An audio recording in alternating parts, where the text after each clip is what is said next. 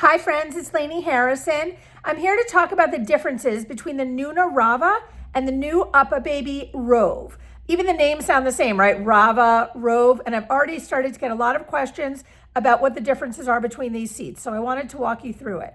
I'm a CPST. I'm coming up on my 10-year CPST-versary, as we say. I'm based in Scottsdale, Arizona.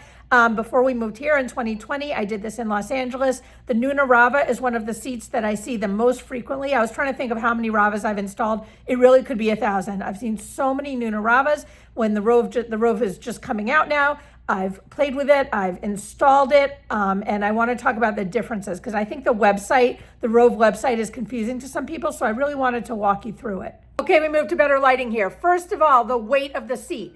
The Rove is like 25 pounds and the Rava is 27 pounds. The exact weights are on the website, but I'm within decimal points.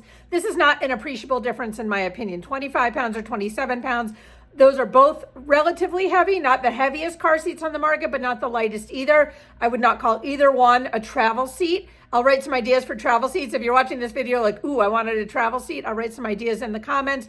Both of them are seats. I would say that 25 to 27 pound range is, it's not impossible to move it from one car to another. There are some car seats that are heavier. They're like, whoa, I don't want to move this. But it's really not so practical to take it around like on an airplane either. So with the weight between the seats, the different weights, not much of a difference. Okay, now we're going to talk about a topic where there is a difference, and that's the installation. Uppababy is advertising on their website that a plus of the Rove, it seems like a plus, they're advertising it, is that you don't have to use the ALR. And I think a lot of parents are confused by this. So what is Uppababy talking about? Okay, so I'm gonna go through it so that everybody understands it. The ALR stands for Automatic Locking Retractor. In 1996, cars in America started being required to have seatbelts that lock for car seat installation. That means the seatbelt stays where it is, tightens and stays where it is. At first, there were a lot of different methods in cars to lock the seatbelt, but it's sort of filtered down. And right now, in the end of 2024, there is in effect one method in the vast majority of cars, which is to pull the seatbelt out all the way, let it go in, you hear a clicking sound, it tightens inside, and the only way to pull it back out is to unbuckle and start over again. There are a few cars that have one of the older methods, but I would say we're well over 90%, maybe 95% of cars have the method now where you pull the seatbelt out all the way. That is called the ALR, okay? Okay, so each car seat installs with latch or seatbelt. So right now we're talking about the seatbelt side of the house, okay? The seatbelt method of installation. There are some car seats that use the ALR so that you just put the seatbelt through the seat, buckle, pull it out all the way to put it in that lock mode, tighten, it stays in place.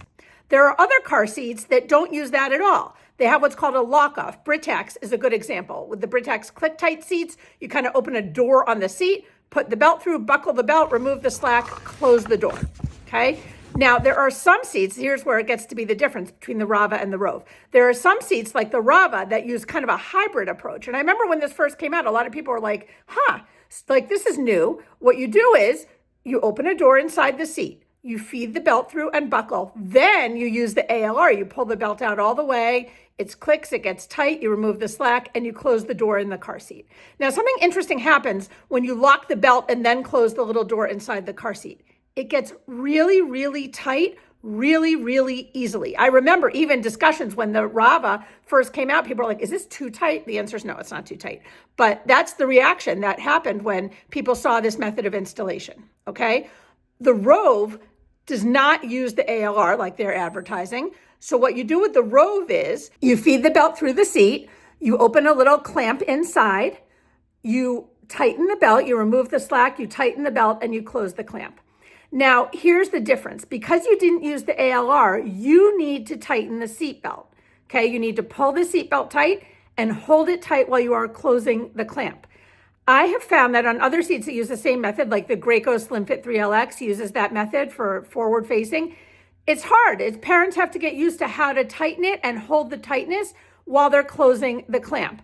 The Rava is not hard because once the belt is locked, it's gonna be tight. So in my opinion, this is just my opinion, I really think that the Rava is the easier seat to install. Uppababy also has a tightness indicator, this window that turns green inside the seat. On their previous seats that have had this indicator, it didn't always work because it depends on the angle that the belt is coming into the seat and how the belt hits it. And either way, you still have to check for movement anyway after it's installed. So I think the Rava, I'm going to give the Rava the win on installation. It's just so easy. Also, Uppababy is advertising that their installation takes seconds, but they have an additional step afterwards of the rear-facing tether, which is what I want to discuss next. Okay, the rear-facing tether. So what is a rear-facing tether and what does it do?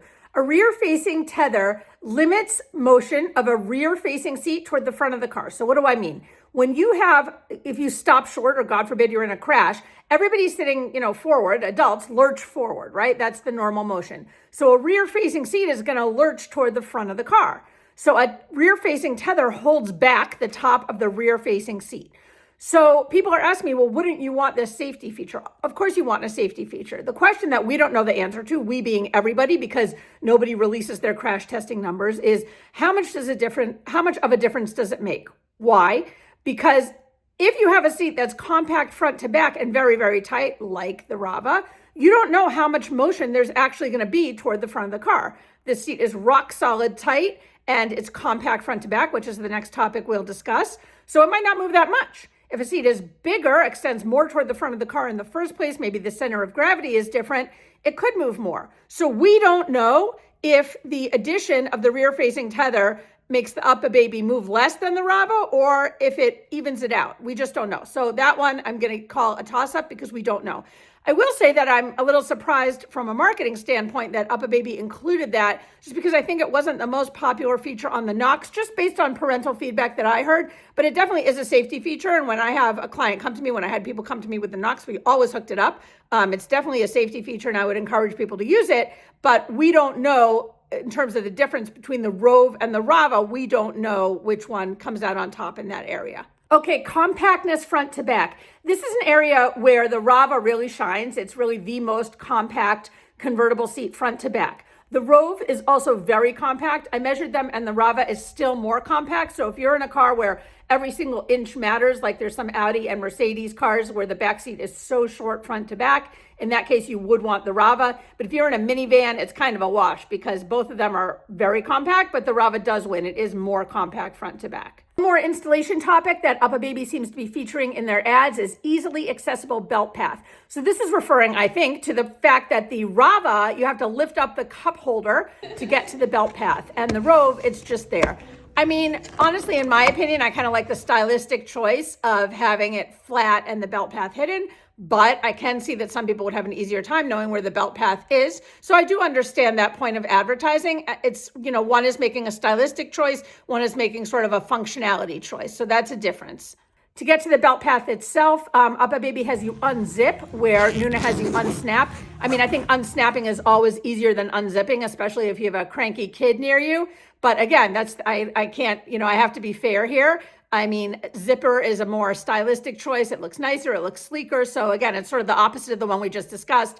Here, Uppababy is kind of going for more style and sleek look, and Nuna is the one that's going for functionality. Adjusting the headrest, Uppababy has like a plastic handle that you pull up to adjust it, and Nuna has a handle that you squeeze. Now, when I played with the Rove, I had trouble moving the headrest. I'm short, I'm 5'2", and it was like sort of up on a platform that would mimic where it would be in a car. And I had a lot of trouble kind of lifting it, and it was kind of clicking not into place. Again, it's a sample of one. I want to be fair. The Rava, I found the headrest motion is very smooth when you squeeze it. So it's just something to be aware of. Maybe try it in the store if you're short like me, and if you're going to be adjusting it when it's up in the vehicle, you're going to be reaching upward to do it. With the Uppababy, when I put it on the floor in front of me, I didn't have any trouble. But again, you're usually going to be adjusting it when it's already in the car as the baby grows. So maybe just try that out. I had trouble. Activated side impact protection. So Uppababy also seems to be advertising this to contrast with Nuna. On the Nuna, you have to stick your finger in and pull out the side impact pod. On Uppababy, they're already there. Again, I think in my mind, this boils down to same stylistic versus functional. Nuna looks a little more sleek when the pod isn't out. Uppababy looks a little more boxy with it out, but they are correct that it's an extra step on the Nuna to pull it out. Crotch buckle adjustment. So this isn't something that you'll have to do very frequently, but you will have to do it. So on the Uppababy, you have what we call a gear shift. It's like the old stick shift cars where you kind of slide the crotch buckle through openings to the slot that you want. On the Nuna, you press a button. So I'm going to give this one to Uppababy. The Nuna, I've seen a lot of parents either not know the button was there or have a lot of trouble with it. Uppababy, it does slide through the slots. Okay, fit to child. So there's one difference here that is not my opinion. It's a concrete difference, and then I'll give my opinion. So the concrete difference is that the Rove starts at about age 1. It starts at 14 pounds. It doesn't have any accommodation for infants. You cannot put an infant in the Rove. Now, I don't mind this because there are a lot of seats that say that they start at 5 pounds and there's no hope of fitting a 5-pound baby in there. Now with the Rava does start at 5 pounds, and it really depends on the angle of the vehicle seat for the Rava, because the Rava doesn't have a level bubble. So with the Rava, and that's another, I guess, installation difference, is that the Rava doesn't have a level bubble. So in some cars, it's just going to be too upright for a small newborn. In some cars, it's going to be fine. In some cars where it's too upright, the middle seat is okay. So if you're using it for a newborn, you can start in the middle and then move it to the side. So that is a concrete difference in that the Rove is not available for infants and the Rava is. Now, regarding fit to child, these seats are very, very similar. I don't think there's going to be a huge difference. One thing I noticed is that the Uppababy crotch buckle pad is a little stiffer, but it's not required, so you could just take it right out. But one concrete difference is that on the Rava, the crotch buckle gets longer in the outer position. On the Rove, first position length in all the positions. And I think that for older kids using the seat, the Rove crotch buckle will be a little bit on the short side, which can cause kids to complain. It's not a safety issue whatsoever. It can just cause some complaints. You know, it's tight there, whatever. And I think the Rava is more comfortable in the crotch area for the older kids using it.